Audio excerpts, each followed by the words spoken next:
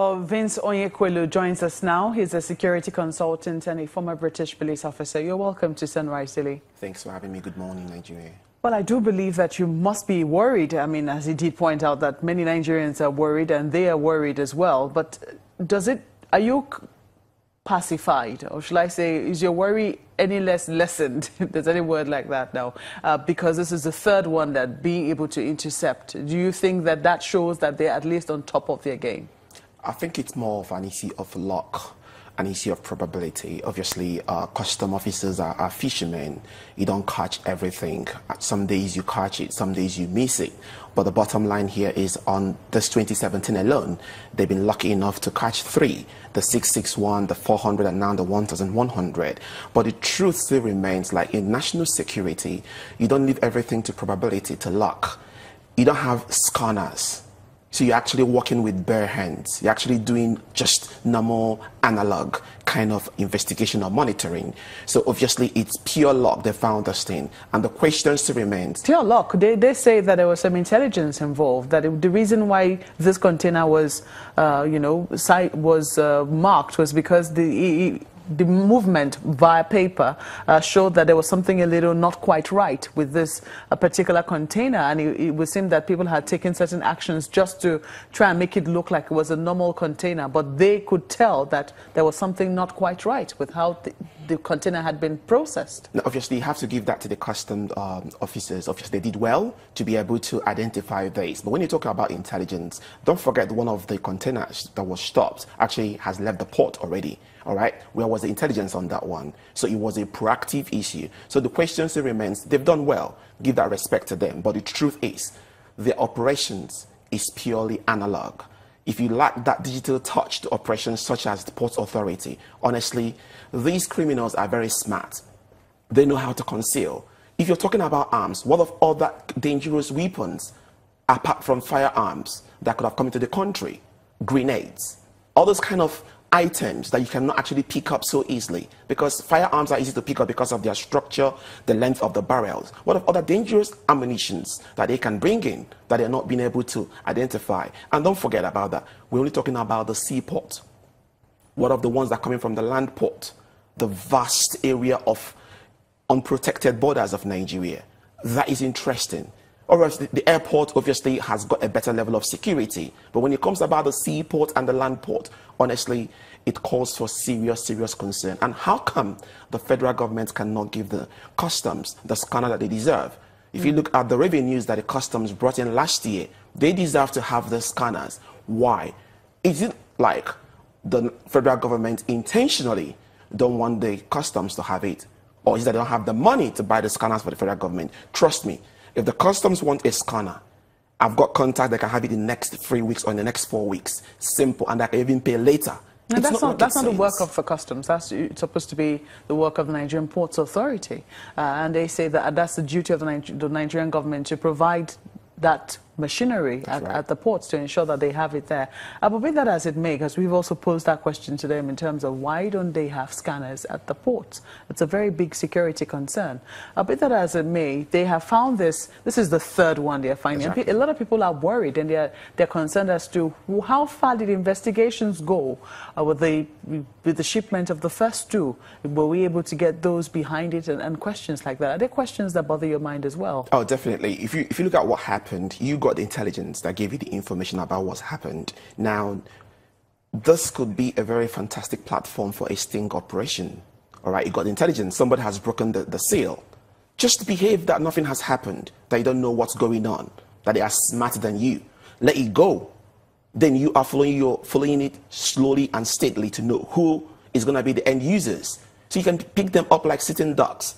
So what was the hurry? Because the guys that thought that were very smart to break the seal, to deceive them, thought they've gone through the system. Just allow it to go.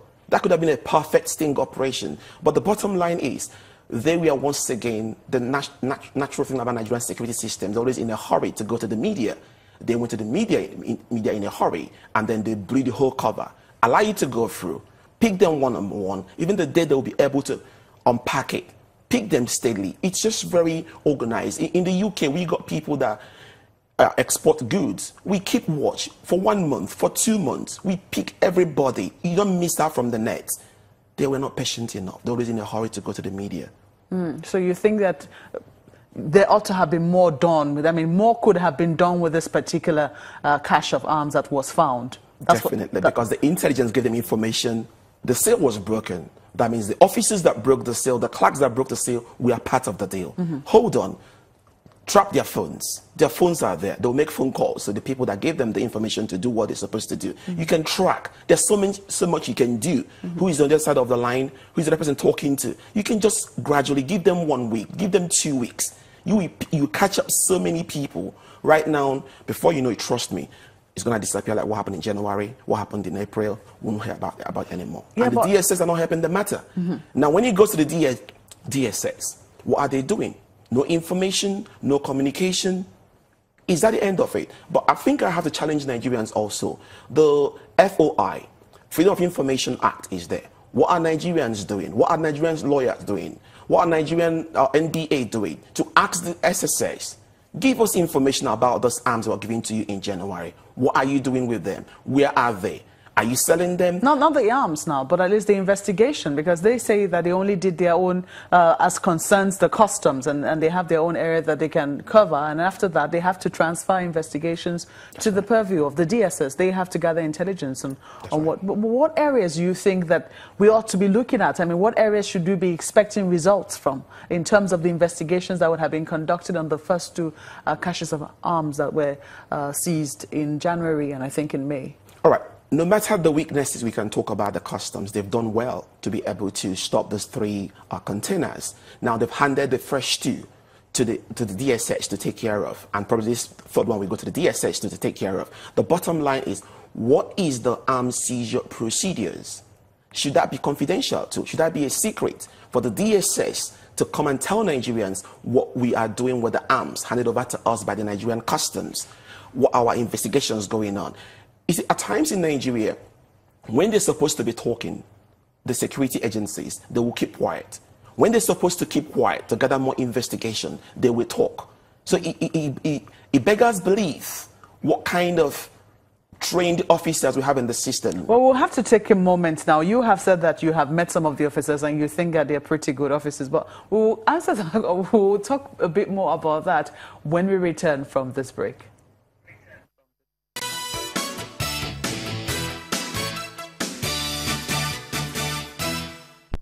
Mr. Vince Onyekwelu, a security consultant, is still with us in the studio. Just before we went on break, you were talking about, security officers, and I'd like to remind you that on this program you did say that you have spoken with some of our security officers and you think that some of them are the finest security officers.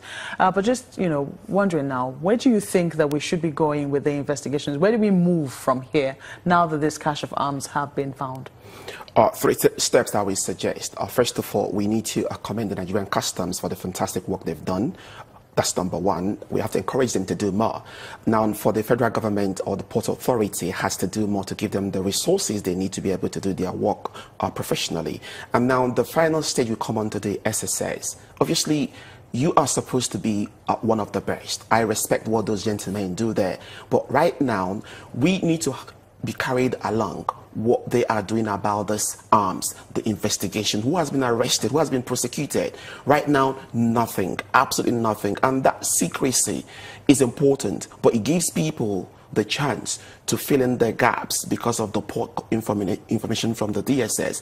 If they can do that better, they will go a long way to encourage Nigerians that are doing their work, that we're paying them with our taxpayers' money to do, and it could encourage the customs also to do more, to receive this kind of accolade they're getting. Well, we have to thank you so much for coming on Sunrise Daily. Vince Onyekwelu is a security consultant and a former British police officer.